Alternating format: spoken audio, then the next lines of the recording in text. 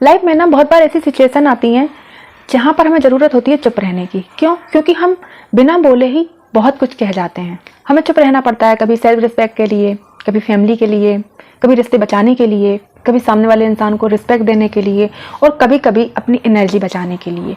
Hello दोस्तों, मैं हूं संगीता। मेरे channel about love with Sangeeta में आपका एक बार फिर से स्वागत है। उम्मीद है आप खुश होंगे, स्वस्थ होंगे और अच्छे होंगे। आज हम जानेंगे कि हमें किन 10 स्थितियों पर चुप रहना चाहिए, किन 10 जगहों पर चुप रहना चाहिए। नंबर 1, जब आप पर कोई चिल्ला रहा हो, आप पर गुस्सा हो रहा हो, तब आप वहाँ पर चुप रहें। इसलिए नहीं कि आपकी गलती है, इसलिए नहीं कि आपको सॉरी बोलना है, बल्कि इसलिए क्योंकि वो सिचुएशन में नहीं होता है, वो इस स्थिति में नहीं होता है कि वो आपकी बात को सुने और समझे। हालांकि जब वो शांत हो जाएगा तब भले ही वो आपकी बात को सुनेगा भी, वो समझेगा भी, लेकिन जिस वक्त वो गुस्से में होता है, क्योंकि क्रोध में हमारा दिमाग काम नहीं करता है, हम सुनने और समझने की स्थिति में नहीं होते हैं, इसलिए हमारा चुप होना जरूरी हो जाता है जब सामने वाला गुस्से में हो। हाँ, वो एक बार शांत हो जाए फिर जरूर आप अपनी बात रख भी सकते हैं और बोल भी सकते हैं। नंबर 2, जब आप किसी से डिस्कस कर रहे हो, बातचीत कर रहे हो और वो डिस्कस आर्गूमेंट का रूप ले रही हो, बहस का रूप ले रही हो, क्योंकि हमारी डिस्कशन बहस के रूप में इसलिए बदल रही है क्योंकि हम एक दूसरे को सही साबित करना चाह रहे हैं। तो दोनों ही लोग अपनी अपनी बात को सही साबित करने के लिए बात को बढ़ा रहे हैं, आर्गूमेंट्स कर रहे हैं, बहस बढ़ा रहे हैं, तो वहां पर एक का चुप होना जरूरी है। तो वहां पर चुप हो जाइए। जैसे आपको समझ में आ रहा है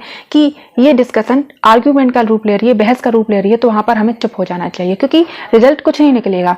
सामने वाला पर्सन अपनी बात पर अड़ा रहेगा, आप अपनी बात पर अड़े रहेंगे, इसलिए वहां पर चुप रहना ही बेटर है।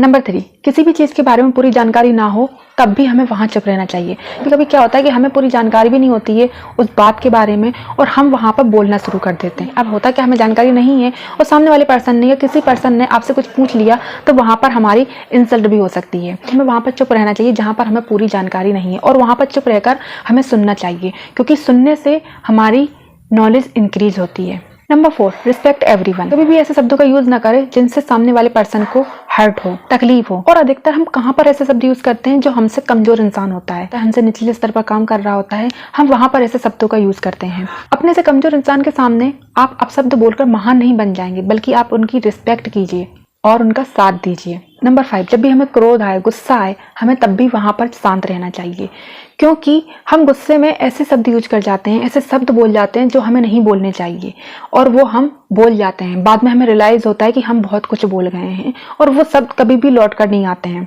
वो कहावत तो आपने सुनी होगी कि धनुष से निकला तीर और जबान से निकली बात कभी भी वापस नहीं आती है। हमेशा अपने शब्दों को सोच समझ कर बोलना चाहिए, और गुस्से में हमारी सोचने समझने की स्थिति खत्म हो जाती है। इसलिए जब भी गुस्सा आए, आपको क्रोध आए, तो उस वक्त हमें चुप रहना चाहिए, ताकि सामने वाले पर्सन को हम कुछ ऐसा ना बोल जाएं बाद में उसको हमें पछताना पड़े। नंबर 6, कभी भी किसी की बुराई चल रही हो, गॉसिप चल रही हो, तो हमें बहती गंगा में हाथ नहीं धोने चाहिए। वहां पर आप चुप रहिए, आप उसके भागीदार मत बनिए। और हम ये करते बिल्कुल भी देर नहीं लगाते हैं किसी की बुराई करने में। हमें बस एक मौका चाहिए होता है किसी की बुराई करने के लिए, बल्कि हम उस इंसान को जानते भी ना हो, उस पर्सन को जानते भी ना हो, फिर भी हम उस गॉसिप में, उस बुराई में शामिल हो जाते हैं और उसके भागीदार बन जाते हैं। तो हमेशा वहां पर चुप रहिए जहां पर एक दूसरे की बुराई हो रही हो, गॉसिप चल रही हो, एक दूसरे का मजाक बन रहा हो। अगर बोलना है तो उसके बारे में अच्छा बोलिए।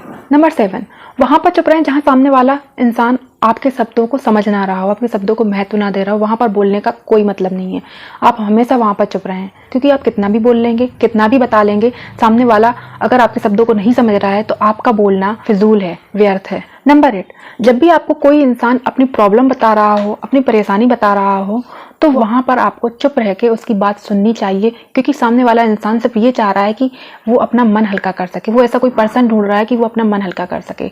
तो जब भी कोई इंसान आपको अपनी प्रॉब्लम बता रहा है, अपनी परेशानी बता रहा है, अपना दुख बता रहा है, तो उससे सजेशन देने की बजाय उसको आराम से सुने। वो सिर्फ ये चाह रहा है कि मुझे कोई सुनने वाला हो, तो उसको सुने। हाँ, जब वो आपसे कोई सजेशन ले, आपसे अपनी प्रॉब्लम इस वजह से डिस्कस कर रहा है क्योंकि उसे समझ में नहीं आ रहा है कि क्या करना चाहिए, क्या नहीं करना चाहिए, तब आप सजेशन दें। अपने मन से मत दें सजेशन, सिर्फ और सिर्फ उसकी बात को शांति से सुन लें, तो वहां पर भी आप चुप रहें। नंबर 9, कभी भी ऐसे इंसान से मत उलझें जो सिर्फ और सिर्फ आपको हर्ट करना चाहता है, सिर्फ और सिर्फ आपको तकलीफ पहुंचाना चाहता है, आपको परेशान करना चाहता है कि किसी भी तरीके से मैं इस इंसान को परेशान कर सकूं, और इसीलिए वो आपसे पंगे लेता है बार बार, और आपसे इस तरीके से बातचीत करेगा कि आपको गुस्सा आ जाएगा और आप उससे उलझेंगे। तो वहां पर भी आपको शांत रहना है, उसे जितना हो सके उसको अवॉइड करना है, क्योंकि ऐसे लोग चाहते ही हैं कि आप उनसे उलझें। उनकी कोई लिमिट नहीं है, वो बहुत ज्यादा गिर सकते हैं, आप उनके जितना नहीं जा सकते हैं। आप उनसे उलझेंगे भी ना, लास्ट में आपको चुप रहना ही पड़ेगा, लास्ट में आपको ही शांत होना पड़ेगा, आपको ही लौट कर आना पड़ेगा। क्यों? क्योंकि आप उन जैसे बन ही नहीं सकते हैं। तो बेटर है अपनी एनर्जी को बचाइए और अपनी उस एनर्जी को अपने आप को हील करने में लगाइए, ना कि उनसे उलझने में लगाइए। तो वहां पर भी आप चुप रहें।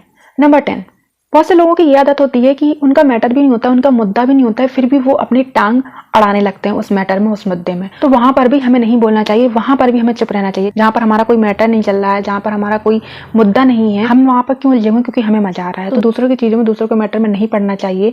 आपको सिर्फ अपनी लाइफ पर फोकस करना चाहिए, अपने आप पर फोकस करना चाहिए। उम्मीद है ये वीडियो आपके लिए हेल्पफुल रही होगी। मिलते हैं अगली वीडियो में, तब तक के लिए खुश रहें, स्वस्थ रहें।